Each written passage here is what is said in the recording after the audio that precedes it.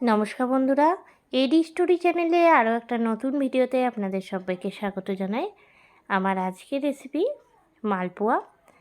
সামনেই হোলি, আর হোলিতে মালপোয়া ছাড়া কিন্তু মানাই যায় না।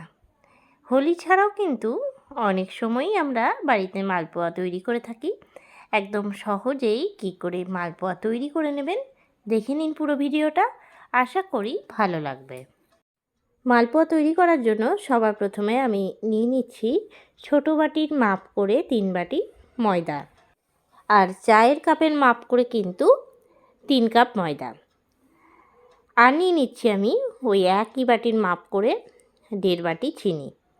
3 বাটি ময়দা নিয়েছি, তার সাথে নিলাম 1.5 বাটি চিনি। দিয়ে দিচ্ছি সামান্য পরিমাণের লবণ, আর দিয়ে দিচ্ছি গোটা মৌরি। মৌরিটা আমি এখানে কিন্তু শুকনো কড়াইয়ে ভাজিনি।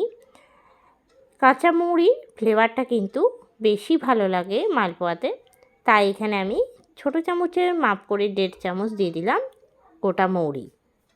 সব কিছু খুব ভালো করে মিশিয়ে নিচ্ছি। এরপরে এর মধ্যে আমি দিয়ে দেবো জল।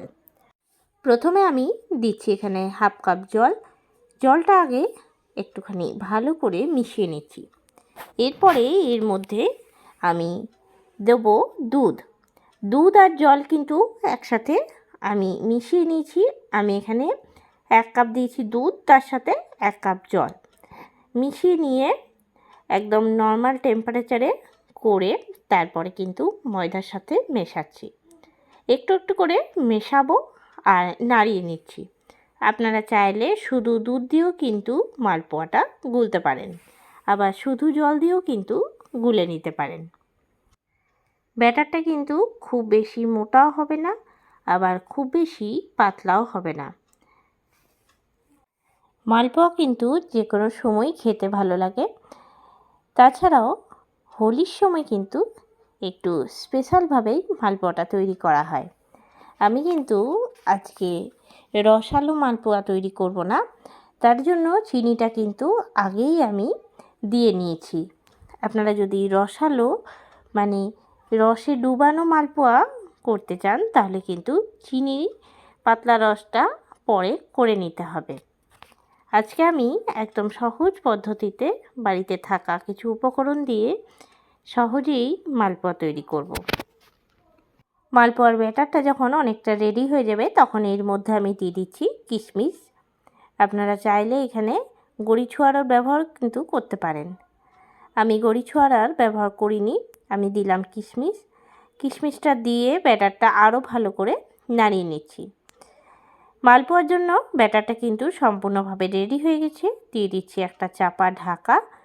10 থেকে 15 মিনিট পরে ফিরে আসছি। অন্যদিকে কড়াই চাপিয়ে নিয়েছি, আর কড়াইয়ের মধ্যে দিয়ে দিচ্ছি রিফাইন্ড অয়েল গরম হওয়ার জন্য। 15 মিনিট পরে ঢাকনাটা খুলে নিচ্ছি আর ব্যাটারটা নেড়ে নেব। ব্যাটারটা ভালো করে নেড়ে নেওয়ার পরে ভেজে নেব। অন্যদিকে কিন্তু তেলটা খুব ভালো করে গরম করে নিচ্ছি, নিয়ে গ্যাসের ফ্লেমটা কিন্তু লোতে করে দিয়েছি।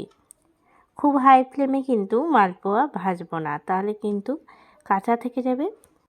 একটুখানি দিয়ে দেখে নিলাম তেলটা এসেছে কিনা।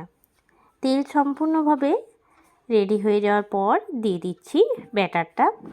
আমি এখানে ডাবু হাতা নিয়ে নিয়েছি, আর সেই হাতা দিয়ে কিন্তু ব্যাটারটা তেলের মধ্যে দিচ্ছি। এক পিঠটা হয়ে গেলে অন্য পিঠটা উল্টিয়ে দেবো।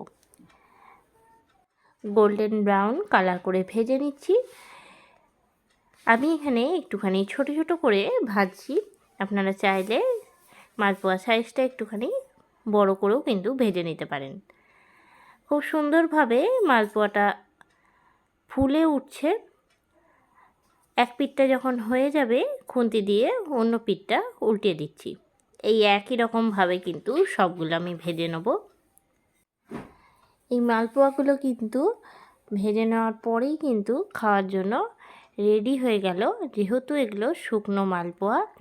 আর রসালো মালপোয়ার ক্ষেত্রে কিন্তু আলাদা করে রস করে ভেজে নেওয়ার পরে সেই রসের মধ্যে দিয়ে দিতে হবে।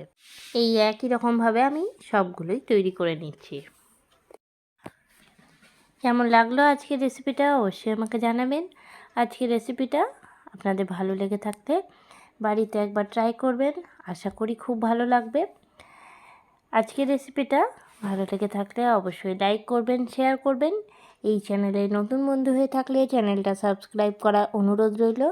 আর যারা ফেসবুক পেজ থেকে দেখছেন অবশ্যই পেজটাকে ফলো করে দেবেন। আবারও নতুন কোনো রেসিপি নিয়ে হাজির হব। সঙ্গে থাকুন আর দেখতে থাকুন। সবাই ভালো থাকবেন, সুস্থ থাকবেন। ধন্যবাদ।